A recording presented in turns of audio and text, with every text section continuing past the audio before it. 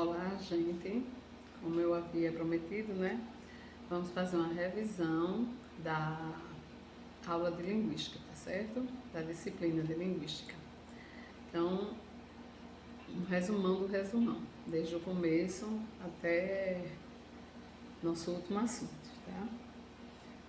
Então, vamos começar vendo os conceitos, né? De comunicação, linguagem, língua e fala. Então, o que seria comunicação? Comunicação seria uma informação que recebemos e que mudamos o nosso comportamento. Então, se eu estou lá dirigindo com o meu carro e de repente o sinal amarelou, ficou vermelho. Então, automaticamente eu freio, né? Diminuo minha velocidade e freio o meu carro, paro o meu carro. Então, a luzinha vermelha mudou o comportamento. Se não tivesse aquela luzinha vermelha ali, eu ia continuar seguindo. Do mesmo jeito, se eu estou num restaurante com meu namorado, com meu marido, e aí passa uma mulher muito bonita e ele dá uma olhada. E aí quando eu percebo que ele está olhando, se eu fazer um movimento, olhar para ele de um modo diferente, né? Fechar a cara assim, ou balançar a cabeça assim, dizendo, estou aqui, viu? Estou vendo tudo. Ele automaticamente vai dirigir o olhar, vai tentar mudar de conversa. Então já vai mudar o comportamento dele, certo? Então comunicação é tudo que mude o nosso comportamento, a nossa conduta. A linguagem. A linguagem, ela é nossa, ela é humana, certo? Só a gente que tem. Então, a linguagem é formada por signos, que são signos. São a união de significante e significado. Onde os significantes são os sons, tá? Cada fonema que forma a palavra, que forma uma frase. E o significado é a minha compreensão. Se eu digo a palavra cadeira, então eu tenho certeza que cada um de vocês vão pensar numa cadeira. Mas provavelmente a cadeira vai ser totalmente diferente.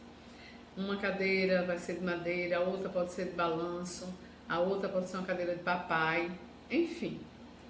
Então, por isso que ela faz parte só é do ser humano, porque só a gente tem essa capacidade de pensar, certo?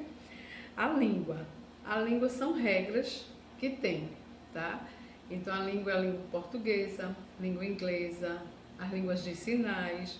Então, tem toda uma regra a ser acompanhada pelaquela comunidade, certo? E a fala seria o quê? Individual, porque quem está falando, no caso agora, sou eu, essa fala é minha, e ela corresponde também o quê? À articulação. Quando eu digo assim, fulaninho tem problemas na fala, então eu só me refiro à articulação dele, certo? De linguagem, José tem problemas de linguagem. Quer dizer que o problema dele vai mais da articulação, vai da parte também de compreensão, de organização de pensamento e de emissão. Tem todo um processo, não é isso? Então, nesse sistema, né, que a criança adquire essa fala, que a gente viu, né, que a criança começa a adquirir a fala, começa com um ano e 7, 8 meses. Começa com o fonema P e o M. E cada vez que vai evoluindo, vai aumentando também a quantidade de fonema. Até os 5 anos, né, aquela tabela que a gente tem, até os 5 anos que a criança adquire todo o fonema, que já fala como um adulto, certo? Então, e nesse processo de quando ela está adquirindo também, né, os fonemas, existem 4 processos, tá? Que faz parte do desenvolvimento da linguagem, que é o processo fonológico, que é o que? A recepção da produção para os fonemas, certo? É a aquisição. O processo fonológico é a aquisição de fonema da criança, para ver se ele está dentro daquele padrão esperado, certo? O processo sintático, que são as regras, né?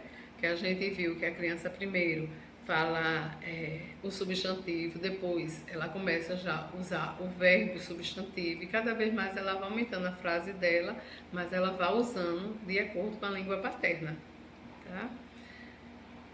De acordo com a língua materna, né? Ela não vai falar, iniciar uma frase logo com um verbo para depois botar um adjetivo para depois botar o sujeito. Geralmente não, a criança segue o padrão da língua materna, certo? Esse padrão gramatical. O outro aspecto também é o pragmático, que é o uso da linguagem em um contexto, determinado contexto social, tá? E se eu pergunto à criança, Aninha, você quer comer? E ela responde, tá, quero ou quer. Então, isso daí já é o início, tá certo? Porque tá tendo essa interação, tá tendo o diálogo, tá certo?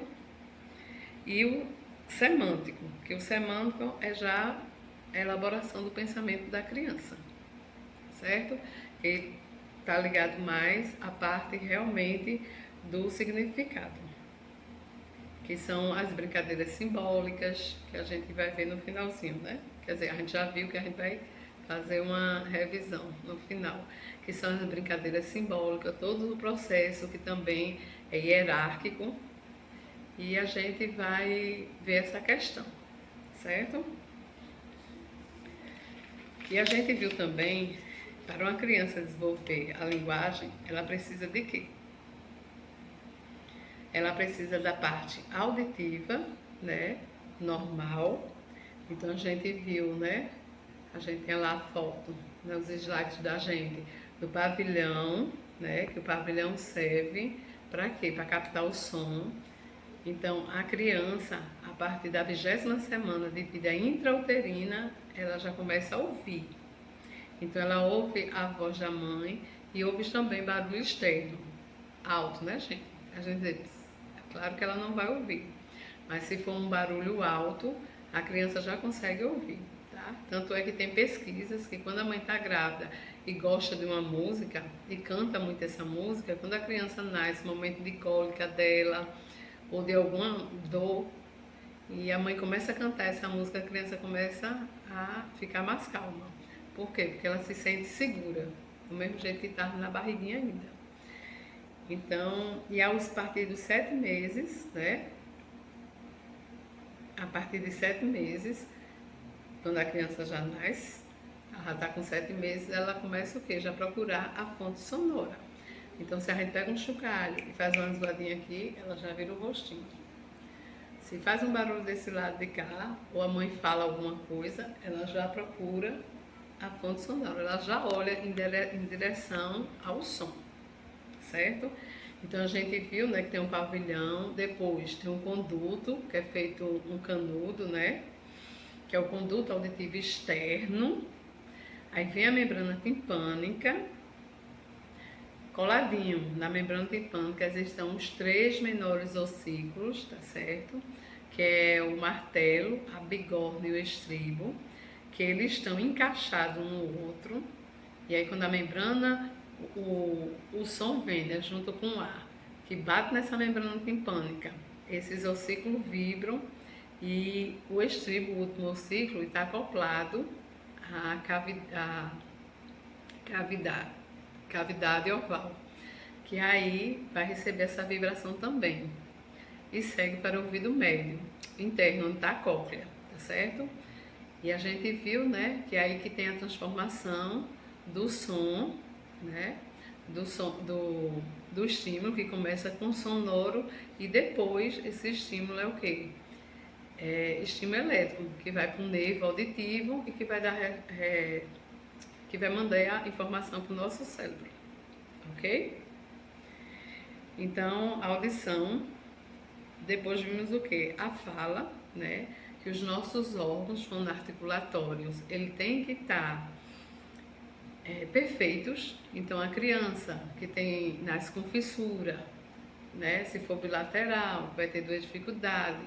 Se for completa, que vai até atrás da úvula, perto da úvula, o que é que vai acontecer? Essas crianças provavelmente vão ter problemas na fala, né? Somente adquirir a fala. Por quê? Porque os órgãos fonoarticulatórios estão alterados, não estão normal, né? Então vai ter.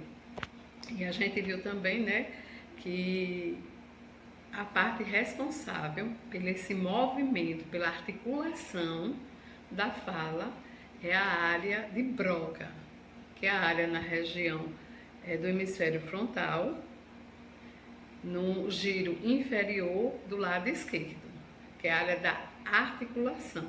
E a área da compreensão da fala, se eu falo, se alguém fala para mim, então eu primeiro tenho que entender para depois responder. Então a área de compreensão da fala é de Wernicke, certo?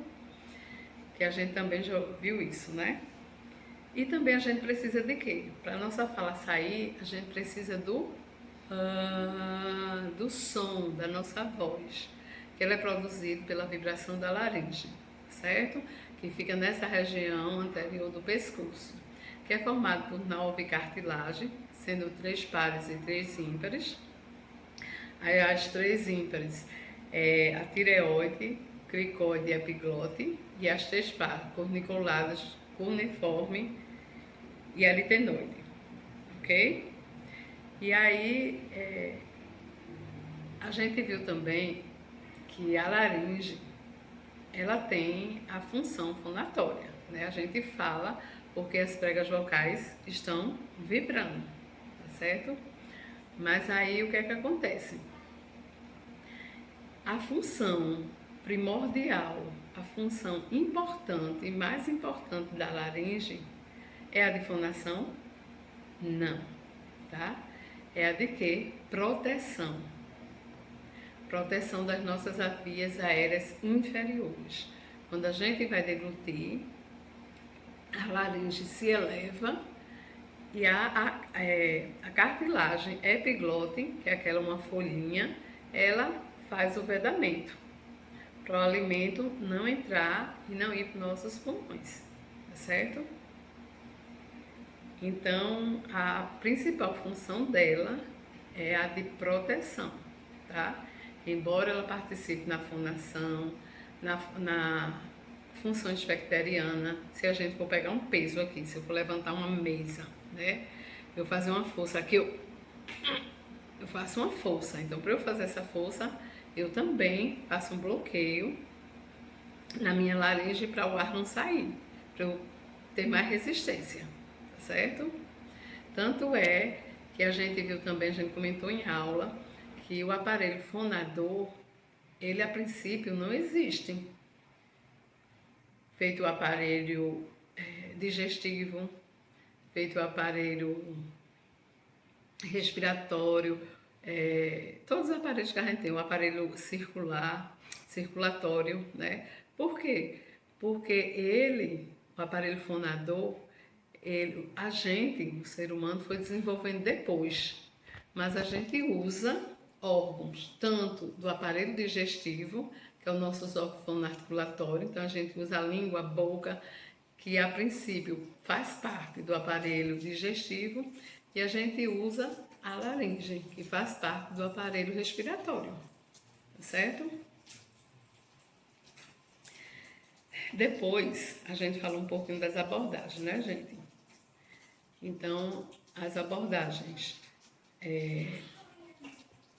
biológica, né, que começou a estudar como as crianças desenvolvem essa linguagem, mas essa abordagem a gente vai enfatizou mais a questão biológica mesmo, certo? Então enfatizou mais o que? A parte cerebral, tá? Então foi aí que foi descoberto onde a linguagem se processa, né? Onde a parte auditiva, onde a gente tem a memória auditiva, onde a gente escuta. E aí ela foi estudar esses lóbulos, os lóbulos que faz parte da gente, foi estudar esses lóbulos e foi ver, né, através de paciente que tinham AVC ou tumores na cabeça e faleciam, e ele estudava, tá? Principalmente de AVC, porque ficava com aquela sequela, né? Então o paciente ficava com a sequela de articular a fala. E aí eles iam ver quando o paciente falecia, morria, eles faziam estudo para ver qual foi a área do cérebro que foi lesada. E aí foi quando começou a entender esse processo, certo? Temos também o estruturalismo, que estudou, né, a aquisição da linguagem e como a criança elabora essa linguagem, né? Então ele foi vendo quais fonemas que adquire, que a criança sempre segue, né, aquela ordem de fonema. A gente não vai pegar uma criança de 1 ano e 8 meses já com R vibrante, prrr, que geralmente é o último que ele adquire. Então, independente de onde essa criança esteja, ela vai adquirir sempre aqueles padrões de fonema, naquela faixa etária, certo? Então, essa abordagem de estruturalismo estudou essa aquisição, como também a construção de palavras, que a criança começa do mais simples ao mais composto. Então, a criança começa falando sílabas, com consoante e vogal, mamá, papá, dadá, no final, por último, as sílabas mais completas, que são consoante e uma vogal, feito planta, certo? E temos também a abordagem, né, cognitiva, que é uma das principais, né, que é a de Piaget, onde ele defende, né, que a gente nasce com uma predisposição a aprendizagem, tudo. Aprender tudo, a gente nasce com uma predisposição e o meio é que vai estimular a gente. E ele fala também que a gente aprende, né, pelo processo de assimilação, reorganização e acomodação. Então, se eu tenho um conhecimento de um determinado assunto e hoje eu escutei mais alguma coisa sobre aquele assunto, o que é que eu vou fazer? Eu pego aquilo que eu já tenho, vou juntar com um novo, então eu vou desorganizar, vou organizar e vou acomodar e vou guardar meu novo conceito. Então a criança, ele diz que aprende do mesmo jeito. Então ela começa a aprender alguma coisa, então ela começa a aprender que aqui é um círculo, tá? Então o primeiro conceito dela é que é um círculo, ótimo. Depois ela vai ver, né, vai ouvir falar que a tampa é um círculo azul. Então ela pega o conceito que ela já tinha de círculo e associa com a tampa azul, certo? Então ela organiza, se não tem conceito nenhum, ela adquire um conceito. Quando ela vai depois adquirindo novos conceitos, ela junta com aquele, então faz um conceito só, né? Reorganiza tudinho as ideias e faz um conceito só e acomoda. Então deixa lá o que ela aprendeu, certo? E aí ele fala também que a criança desenvolve a parte cognitiva, tá? Primeiro do que a linguagem. Então até os 2 anos de idade a criança ela entende mais do que ela fala. A partir de 2 anos de idade é que a linguagem junta com a parte cognitiva, com a compreensão, e as duas andam juntas, certo? E a outra abordagem, que é inativa, que é a de Chomsky, ele diz o quê? Ele diz que a criança nasce com várias capacidades, certo? De aprendizagem. Capacidades inatas, que todo mundo nasce com ela, com várias. Capacidade de aprender português, capacidade de tocar música, capacidade de matemática, um monte, que cada coisa tem uma capacidade específica. E aí vai depender do quê? Do meio. Então, se eu botar ele para tocar instrumento, ele vai aprender a tocar instrumento. Se eu colocar ele para falar várias línguas, ele vai aprender a falar várias línguas.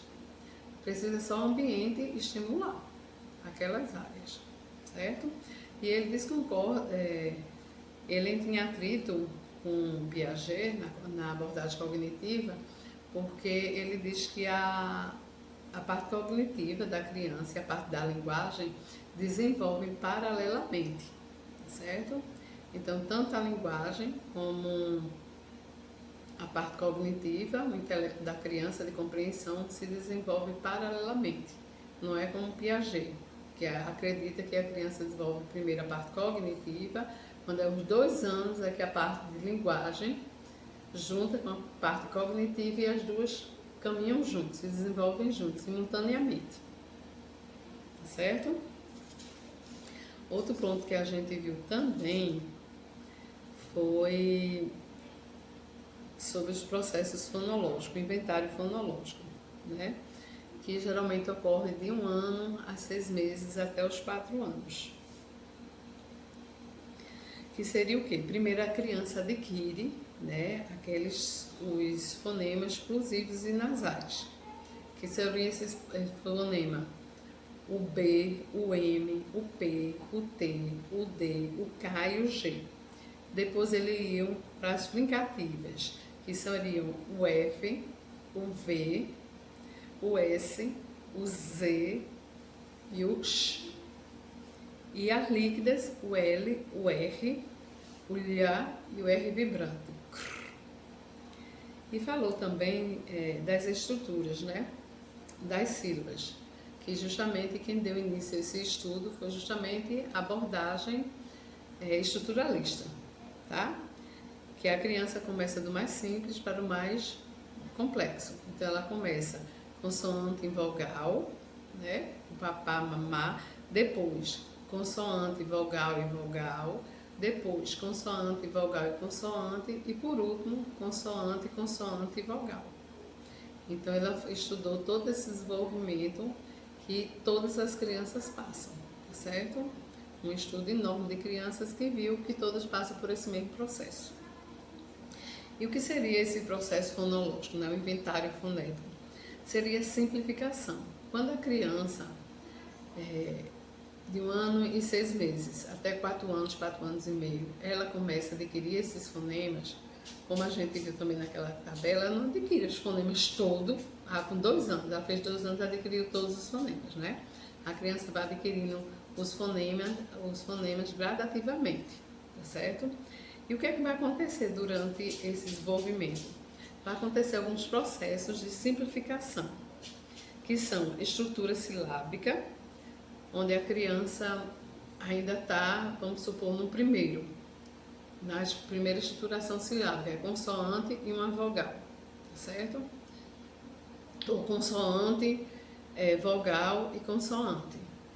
Então, ela vai dizer planta, ela não vai conseguir dizer planta, porque isso aí já é o último estágio dela.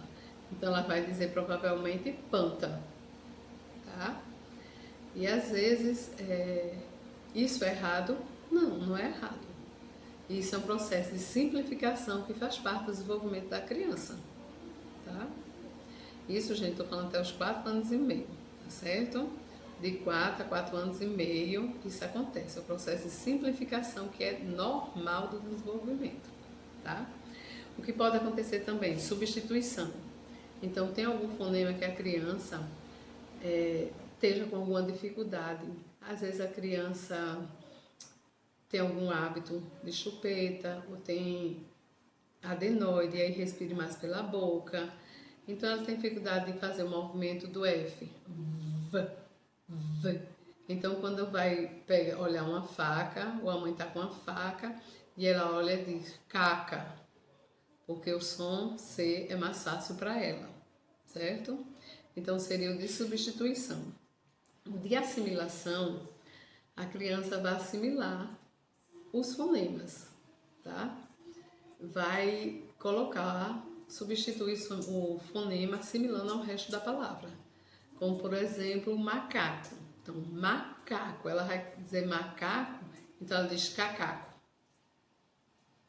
Tá certo? Chupeta. No começo ela faz pepe.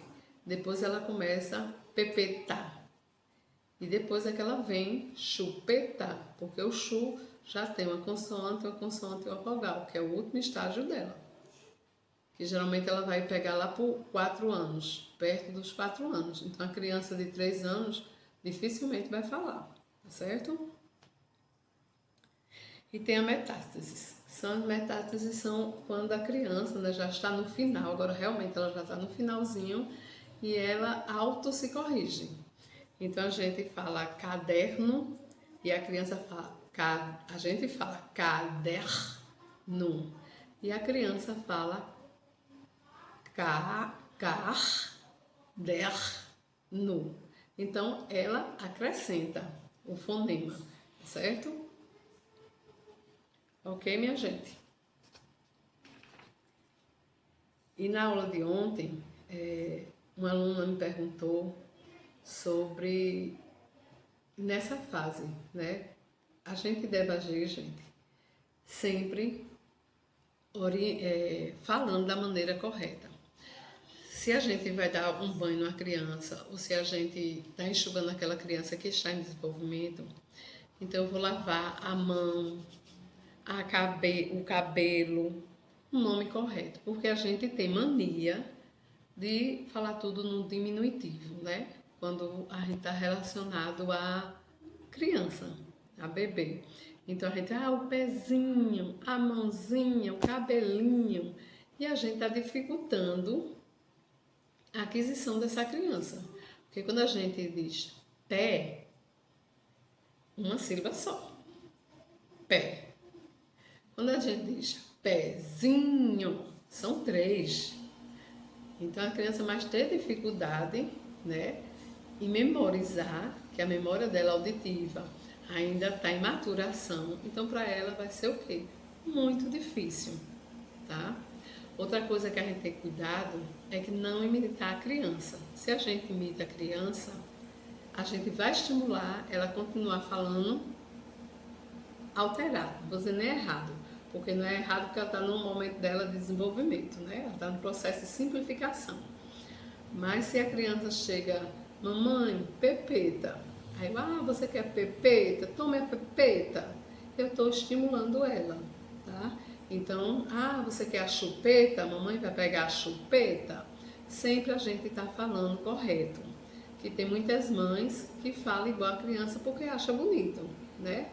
Porque criancinha, bebê e tudo, realmente a gente faz isso, tá certo? A gente é danado para fazer essas coisas, tá certo? Às vezes a criança tem um irmãozinho maior, né, do que ela, e aí o nome dele, sei lá, Frederico. E aí, ou a família bota um apelido para ele, ou chama, para essa criança começar a chamar, ou se não chama ele de Dico.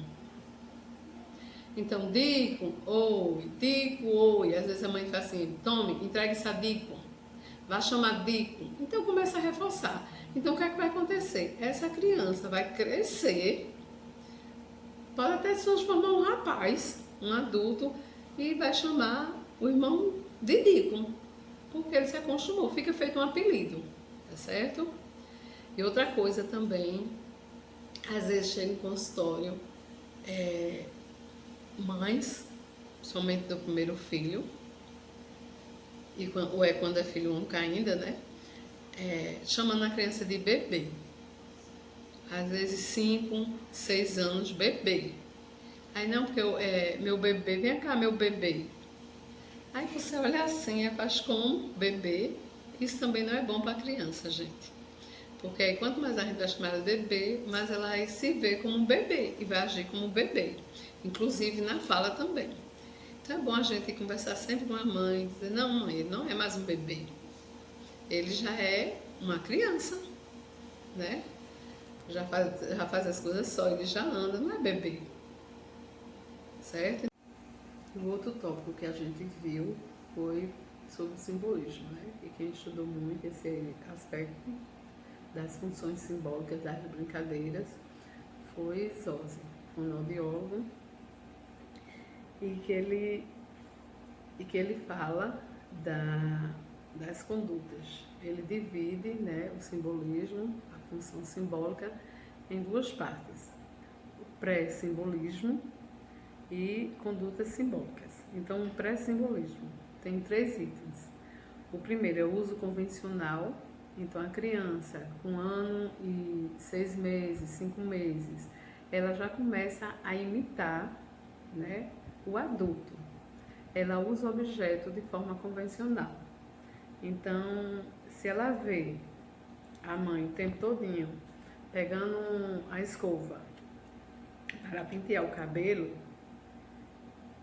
e penteia o cabelinho dela quando ela acaba de tomar banho, então ela vai chegar, né, pegar aquela escovinha e vai passar também na cabeça. No início, ela pode passar até a escova ao contrário, né, os pelos para cima. Depois ela começa já a organizar e botar os pelos para baixo da escova, certo? Da mesma forma, ver alguém, a família, o tempo todo pegando o controle para ligar a televisão. Então ela vai pegar aquele controle e vai ficar apontando para a televisão, certo? Então isso seria o quê? O uso convencional, que ela começa a imitar a ação do adulto, a ação solta que o adulto faz, tá? Ela vê o objeto e vai imitar. Depois daí, ele passa para o próximo passo, que é o esquema simbólico, que seria o quê? A brincadeira. Ela já começa a brincar com objetos em miniatura, tá certo? Então ela já pega a colherzinha com os brinquedos, né, que a mãe compra. Ela já começa a pegar aqueles brinquedinhos que tem pratinho, colherzinha, xicrinha. E aí ela já começa a pegar a colherzinha e comer, tá? Botar na boca aquela comidinha, mesmo se ali no pratinho não tem nada, mas ela faz de conta que já está comendo, tá? Então isso aí já seria já o esquema simbólico. E o outro passo, ainda dentro do período pré-simbólico, né? As funções pré-simbólicas, a gente vai ter aplicação em outras, que seria o quê? Aquela colherzinha com aquele pratinho que ela estava comendo, ela agora começa a dar o quê? Para a boneca dela, para a mãe, para o irmão, para o pai, tá certo? Então ela pega, tá lá, bota na boca da mãe, bota na boca do pai, ou da bonequinha. Então essas são as 3 fases da conduta pré-simbólica. Depois daí a criança vai para condutas que ele chamou de condutas simbólicas já. Que começa com o quê? Com a sistematização das ações em outros. Ela vai começar a dar comida, a boneca dela vai começar a dar a comida na boca da mãe, mas aí com uma diferença. Ela já começa a dar sentimento à boneca, ou à mãe. E primeiro ela botava a comida na boca da mãe, a suposta comida, tá, gente? Ela tá brincando com aqueles pratinhos, aquela colher, que não tem nada de comida. Mas aí ela já começa colocando na boca da boneca, tá? Na parte pré-simbólica. Só que quando ela começa a parte da conduta simbólica, a boneca já começa a ter sentimento. Então ela vai dar a boneca e de repente ela diz que não, que a boneca não quer mais. Então ela para de dar. E antes disso, ela só fazia dar. Ela parava quando ela cansava de brincar, certo? Depois disso, ela vai para a coordenação das ações simbólicas, que aí já é o quê? Que é uma brincadeira mais evoluída, onde ela já começa a ter uma sequência do brincar, uma sequência de ideias. Então, ela pega aquela boneca dela, já vai o quê? Vamos tomar banho. Dá banho naquela boneca para depois comer e dormir, que geralmente é o que acontece com ela. São coisas da rotina que ela passa a fazer, a brincar no dia a dia com as bonecas dela. Então pega a boneca, dá banho na boneca, pega a toalhinha lá da boneca, enxuga, depois pega o pratinho com a colherzinha em miniatura e dá na boca da boneca. Quero mais não, tô cheia. Ah, encheu, então agora vamos dormir. Pega a boneca e bota ela no cantinho para dormir, certo? E a última fase das condutas simbólicas é realmente o simbolismo, né?